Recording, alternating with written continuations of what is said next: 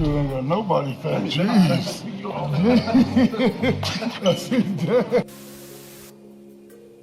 Ngannou Francis, issu d'une famille pauvre d'Afrique, SDF à Paris et champion du monde aux États-Unis.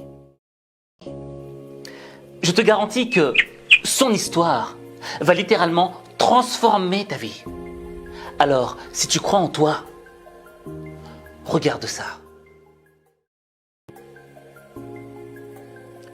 Francis Ngannou est né au Cameroun, dans un petit village. Il est issu d'une famille très peu aisée. À l'âge de 6 ans, ses parents divorcent. Et pendant le divorce de ses parents, justement, il est amené chez sa grand-mère.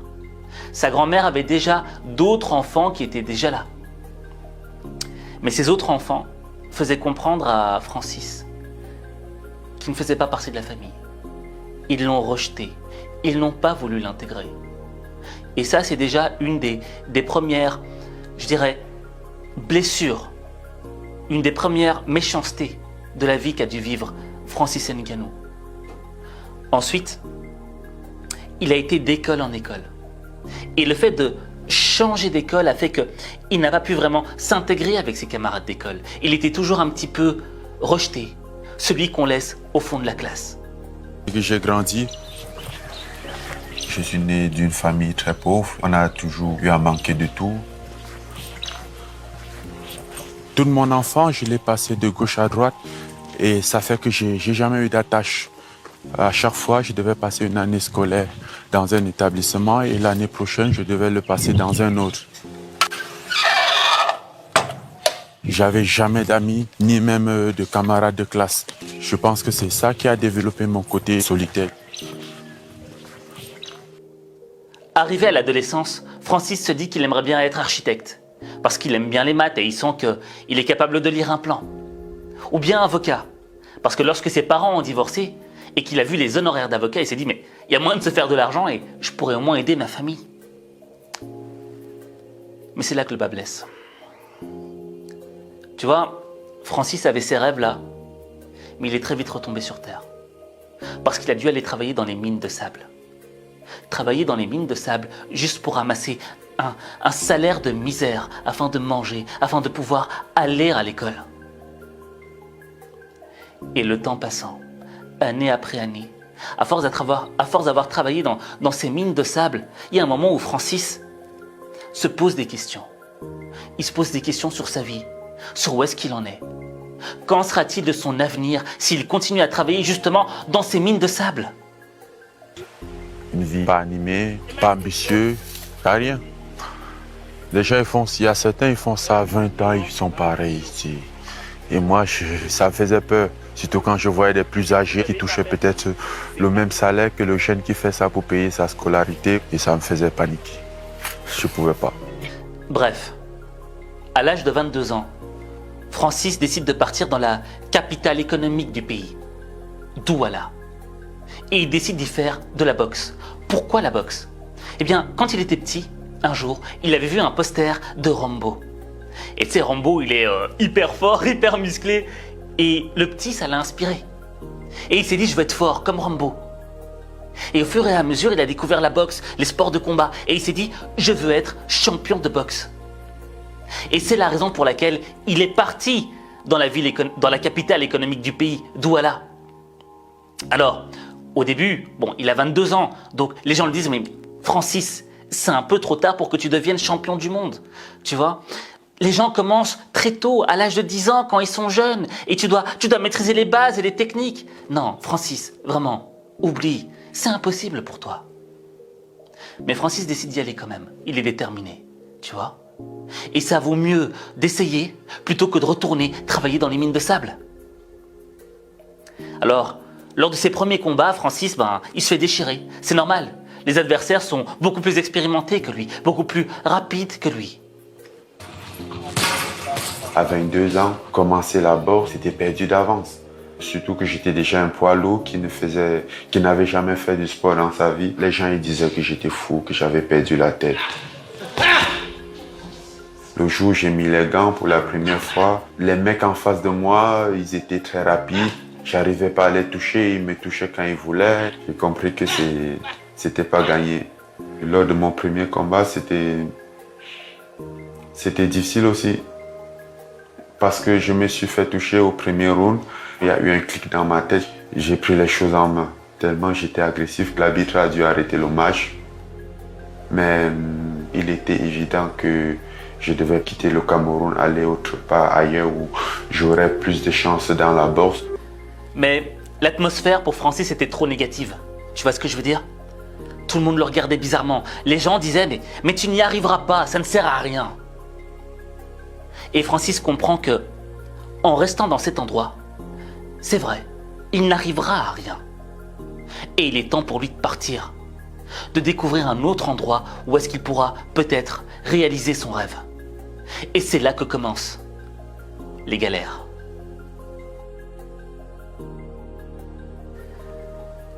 Les galères commencent pour Francis. Parce que Francis décide d'aller en Europe, d'atteindre l'Europe. Parce qu'il se dit que là-bas, il y aura peut-être quelque chose pour lui, un meilleur avenir pour lui. Donc, quel est le meilleur moyen quand tu es au Cameroun pour atteindre l'Europe? Ben, c'est de traverser l'Afrique. Mais il y a un moment où tu devras traverser le désert du Sahara.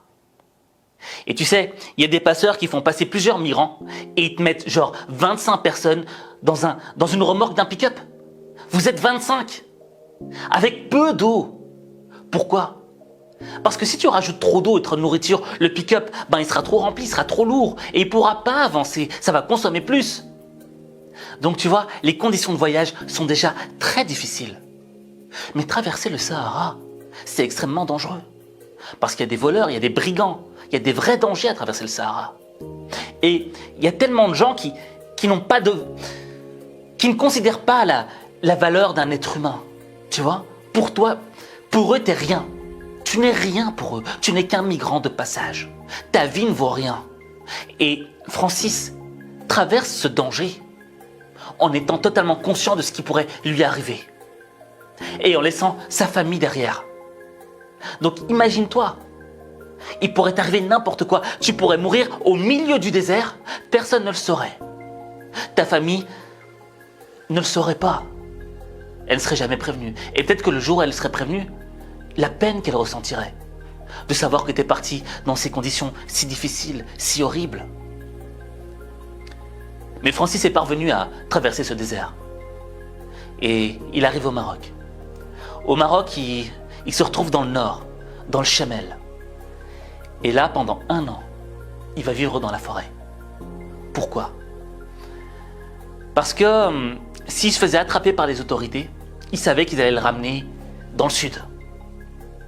Or, à quoi bon avoir fait tous ces efforts, avoir traversé tous ces dangers pour se retrouver à la case zéro? Ça ne sert à rien. Donc, il a fait le sacrifice avec d'autres migrants, de vivre dans la forêt, de manger ce qu'il trouvait, de chasser, de faire ce qu'il pouvait. Mais au moins, ils étaient proches de la frontière espagnole. Salut à tous les beaux-aïeux, tous mes collègues, tous ceux qui ont tenu le pagaie en tant que capitaine ou en tant que pagayeur seulement, ou ceux qui ont retiré, ceux qui étaient juste chargés de retirer l'eau dans le convoi. Force aux beaux-aïeux, ce sont les meilleurs choqueurs de bain. Et après, il a réussi à s'en sortir et il s'est retrouvé à Paris. Mais à Paris, il avait rien. Il n'avait aucune source de revenus, il n'avait rien du tout. Et il était obligé de dormir dans la rue. SDF. À 26 ans. Tu vois ce que je veux dire? Et là, on peut déjà faire un point. Imagine-toi, tu as 26 ans. Tu as traversé plein de galères. Tu n'as rien en poche. Tu n'as pas un sou. Ta famille est de l'autre côté. Je veux dire, tu as l'impression d'avoir gâché ta vie. Tu as l'impression que ta vie est foutue, qu'elle est terminée. De ne pas l'avoir réussi. Mais Francis, il a un autre mindset. On l'appelle le prédateur. Pourquoi est-ce qu'on l'appelle le prédateur? Parce que, tu sais, dans la vie, on a 2 choix. Soit on décide d'être une proie, soit on décide d'être un prédateur. La spécificité de la proie, c'est simplement de subir les choses, de subir le monde, de subir les attaques. Tu subis toute ta vie. Et parfois tu te plains. Francis, lui, il a décidé d'être un prédateur. Le prédateur, c'est quoi? Eh bien, je pense que la plus belle image du prédateur, c'est le loup. Parce qu'un loup, il est indépendant. Un loup, il ne demande rien à personne. Un loup, il compte sur lui-même. Et tu sais, je fais souvent ce parallèle entre le loup et le chien. Je sais pas si tu l'as remarqué, mais un chien, il attend qu'on lui donne la nourriture. Le chien, il attend qu'on le sorte avec la laisse. Le chien attend qu'on lui donne. Un loup, tu pourras jamais lui mettre une laisse. Un loup, il attend pas à ce que tu lui donnes à manger. Le loup chasse de par lui-même. Et ça, c'est le mindset du prédateur.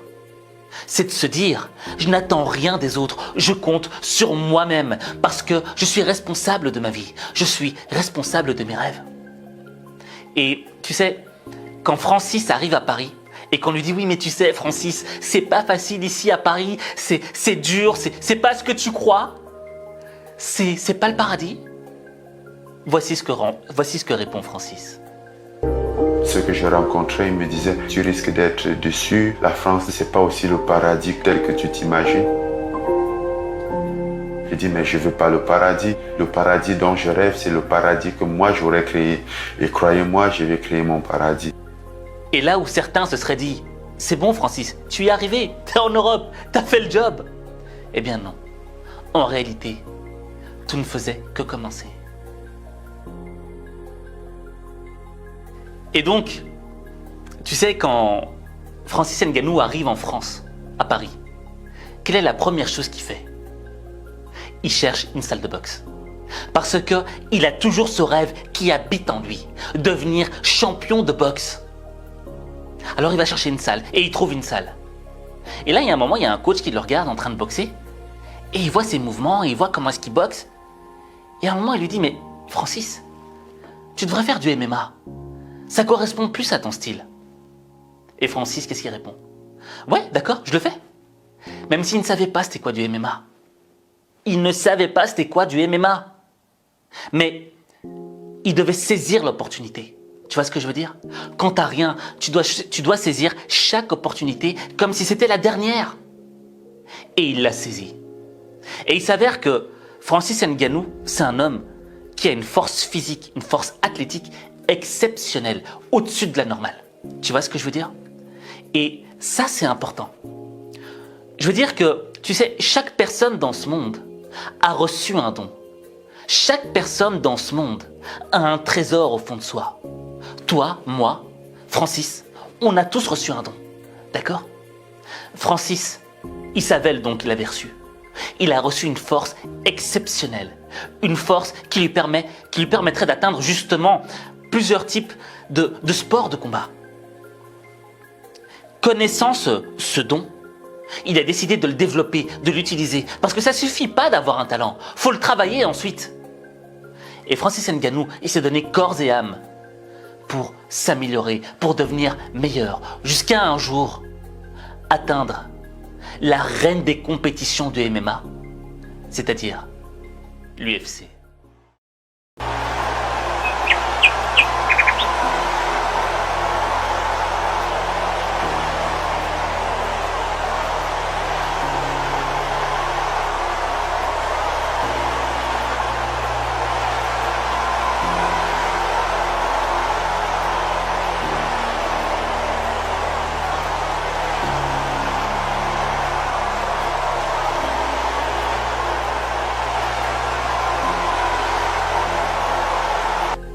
Et Francis Ngannou, franchement, il a fait des combats exceptionnels en MMA.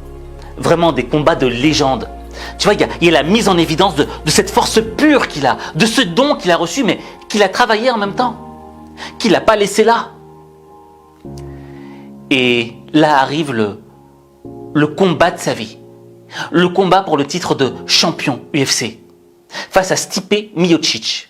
Miocic, bon bref, je sais pas comment on dit le nom de ce gars, mais on va le dire Stipe, d'accord, ce sera plus simple. Et il s'avère que Francis l'avait déjà rencontré lors d'un combat précédent. Et il avait perdu ce combat. Alors, tu sais, lorsque tu perds un combat, c'est difficile. Au niveau de ton ego, c'est très dur à gérer. Et quand tu es Francis Ngannou, d'accord? Que tu as commencé le MMA plus tard que tout le monde. Tu vois, tu avais déjà dépassé les 25 ans que tu commençais ce sport. Et que le gars qui est en face de toi est l'un des meilleurs combattants de tous les temps dans sa catégorie. Et qu'il a beaucoup plus d'expérience que toi. C'est clair que tu dis que tes chances sont moindres. Tu as moins de chances de remporter la victoire. C'est vrai. Mais Francis s'est battu avec ses armes. Déjà, il était ultra concentré et il a tout donné. Ce qui a fait qu'il a pu remporter le titre de champion UFC.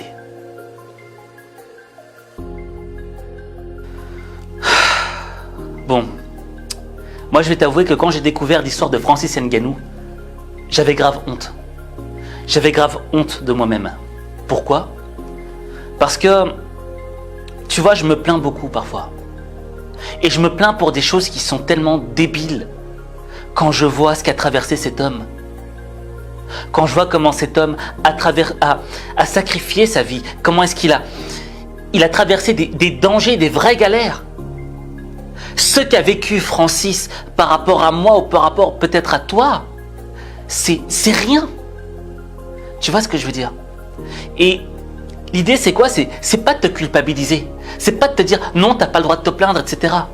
Mais si tu veux avoir le mindset du prédateur, le mental du prédateur, comme Francis, je pense que la première idée que tu dois te poser, la première question que tu dois te poser, c'est de te dire: est-ce que c'est vraiment insurmontable? Est-ce que cette épreuve, est-ce que cette chose qui me dérange dans ma vie est insurmontable? Non. Rien n'est insurmontable dans la vie. Tu peux tout surmonter. Regarde Francis. Francis venait du bas, du bas, du bas. Allez, on aurait tous parié il y a 20 ans que Francis Ngannou deviendrait champion du monde du UFC. Personne ne l'aurait cru. Personne n'aurait parié 1 euro sur lui. Pourquoi? Parce que regarde l'environnement d'où il vient. Le gamin travaillait dans des mines de sable. Et pourtant, il a forcé le destin. Pourquoi? Parce qu'il a décidé de faire les choses. C'est-à-dire, il n'a pas attendu qu'on lui donne les choses. Il a été les prendre. C'est ça qu'il faut. Prendre les choses, parfois, c'est forcer le destin. Tu vois? Quand il va dans sa première salle de MMA, je crois que c'est le MMA Factory, il est avec le coach Fernand Lopez. Il force le destin. Il va le rencontrer pour s'entraîner avec un des meilleurs. Tu forces ton destin. Le deuxième élément à savoir, c'est ce que tu veux vraiment. Francis, il voulait être champion de boxe. C'est ce qu'il voulait vraiment. Et il a traversé le désert pour le devenir. Toi, qu'est-ce que tu veux vraiment? Qu'est-ce que tu serais prêt à traverser pour cette chose? Est-ce que tu serais prêt à aller jusqu'au bout pour ce rêve que tu veux vraiment ou pas? C'est la deuxième question que tu dois te poser. Maintenant, il y a une troisième question et qui est extrêmement importante. Quel est ce trésor qui est caché au fond de toi-même? Quel est ce don, ce talent que tu as reçu? Est-ce que tu l'exploites comme il faut? Est-ce que tu es fainéant? Est-ce que tu crois en toi ou pas? Moi, si Francis était venu à Paris et qu'il m'aurait dit « je veux être champion du monde », j'aurais dit « c'est bien mon gars, mais t'as déjà 26 ans, c'est trop tard ». Tu vois ce que je veux dire? Et même si t'es fort, je pense pas que tu y arriveras. Bah, j'aurais eu faux sur toute la route. Parce que l'idée, c'est quoi? C'est que, tu sais, dans la vie, tu vas avoir plein de gens qui vont te dire ça. Qui vont te dire, oui, mais c'est bien, mais reste à ta place. C'est pas le moment et tu n'y arriveras pas. Et le problème, c'est que ces mots-là nous touchent personnellement et nous démotivent. Quand on nous dit qu'on n'y arrivera pas, eh bien, inconsciemment, on y croit un peu. On croit un peu qu'on n'y arrivera pas. Et à force de l'entendre, eh ben, toutes ces phrases s'additionnent les unes aux autres pour peser sur notre morale et briser notre motivation. Et on n'a plus envie de le faire parce qu'on ne croit plus en nous. Et d'échec en échec, à force de goûter l'échec, à force de goûter les galères, on n'en a plus envie. C'est humain. Mais il y a des fois, il faut aller au-delà de l'humain. Aller au-delà de l'humain, c'est de se dépasser. Quand on n'a plus de force, quand on n'a plus d'énergie, on essaye quand même. On donne tout ce qu'on peut. C'est ça être un champion. Un champion, c'est pas être un humain comme un autre. Un champion, c'est quelqu'un qui donne plus que ce qu'il ne peut donner. Pourquoi? Parce qu'il se bat pour un rêve, pour quelque chose qui le dépasse. Et quand tu te bats pour quelque chose qui est plus grand que toi, qui te dépasse, mais qui te tient à cœur, il y a un moment où personne ne peut t'arrêter. Mais pour ça, il faut y croire. Il faut d'abord croire en toi. C'est le premier élément. Parce que ta vie, il n'y a que toi qui peut la changer. Il n'y a que toi.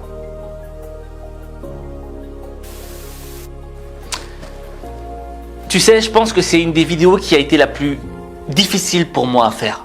Parce que je suis très ému. Ça me touche vraiment très très fort. Parce que j'ai reçu beaucoup de messages de gens qui traversaient justement le désert. Des gens qui ont traversé le désert pour atteindre l'Europe. Et qui me disaient, Aziz, quand on était dans le pick-up, on écoutait du H5 Motivation pour essayer de se motiver. Et tu vois, ça fait mal. Ça fait mal de savoir que il y a des gens qui vivent des choses tellement difficiles et que toi, tu vis dans le confort, mais tu essayes d'apporter un petit truc. D'accord? Tu essayes d'apporter une petite chose à ces gens. Une petite chose, une petite chose au monde, quoi. Et moi, ça me touche vraiment. Et ce que je voudrais, c'est que toi aussi, tu apportes ta touche au monde. Une touche qui pourra aider les gens. Je voudrais que tu partages en commentaire un message d'espoir, un message inspirant, un message motivant pour une personne qui est en galère, pour une personne peut-être que tu connais ou une personne que tu ne connais pas. Ou peut-être qu'il y aura une personne dans 100, dans 150 ans qui relira les commentaires et qui trouvera dans ton message quelque chose qui lui donnera le courage, l'énergie pour redémarrer, pour traverser l'enfer. Parce que dans le fond, une galère, c'est quoi? Une galère, c'est de l'enfer. Mais l'enfer n'est pas fait pour que tu y restes. L'enfer est fait pour que tu le traverses. Pour faire un salut à tous les beaux-ailleurs, tous mes collègues, tous ceux qui ont tenu le pagaie en tant que capitaine ou en tant que pagayeur seulement, ou ceux qui ont retiré, ceux qui étaient juste chargés de retirer l'eau dans le convoi. Force aux beaux-ailleurs, ce sont les meilleurs choqueurs de bain.